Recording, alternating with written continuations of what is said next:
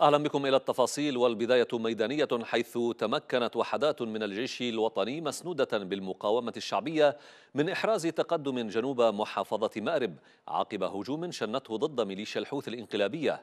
وقال مصدر عسكري ليمن شباب إن مقاتلي الجيش والمقاومة من قبائل مراد حرروا مواقع الخربة التابعة لمديرية رحبة جنوب مأرب. المصدر ذكر أن هذا التقدم جاء عقب معركة عنيفة بين الجانبين قتل فيها ما لا يقل عن 15 حوثيا وسط فرار لآخرين.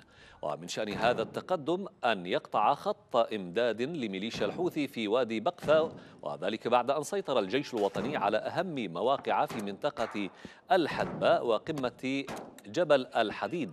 وتزامنت المعارك مع غارات شنها طيران التحالف العربي مستهدفا مواقع تتمركز فيها عناصر الميليشيا في منطقة بقثة وقبيس بجبهة مراد جبل مراد.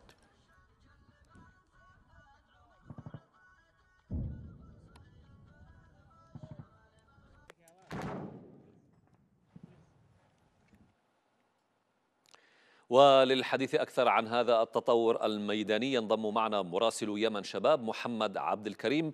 محمد، أهلا بك. إذن الجيش الوطني أحرز تقدما ميدانيا جنوب مأرب، ضعنا في تفاصيل هذا التقدم.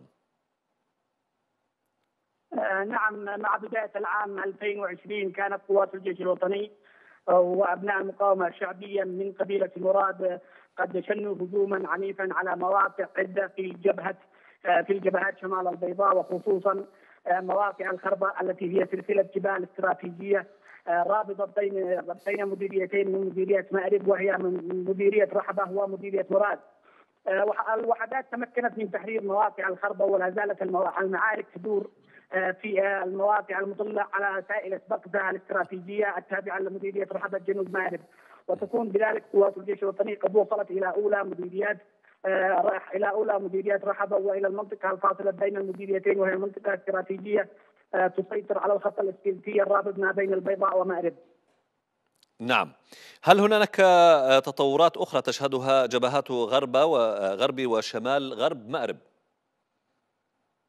نعم، في مواجهات مستمرة في الجدعان وأيضا في صحراء اللسان وأم العربي قريبة من منطقة براقي شرق صنعاء، كلها تشهد مواجهات محتدمة نتيجة هجوم الميليشيا الحوثية على مواقع الجيش. وأيضا كانت قوات الجيش الوطني قد شنت عمليات عسكرية في اليومين الماضيين في منطقة المخدرة، استطاعت من خلالها تأمين مواقع استراتيجية وهامة بالنسبة لسوق المخدرة الاستراتيجي.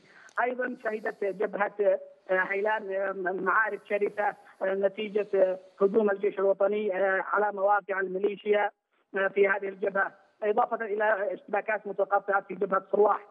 أيضا كان طيران التحالف قوات الجيش وأبناء مراد في معركة ليلة أمس ويوم أمس، حيث شن غارات استطاعت هذه الغارات أن تحيد بعض الأسلحة التي أدخلتها الميليشيا مؤخرا. أيضا هناك مصادر تقول أن 15 قتيلا من الميليشيا قتلوا في معركة يوم أمس نتيجة هجوم الجيش الوطني على هذه المواقع الاستراتيجية والهامة. نعم، مراسل يمن شباب من مأرب محمد عبد الكريم، كل الشكر لك.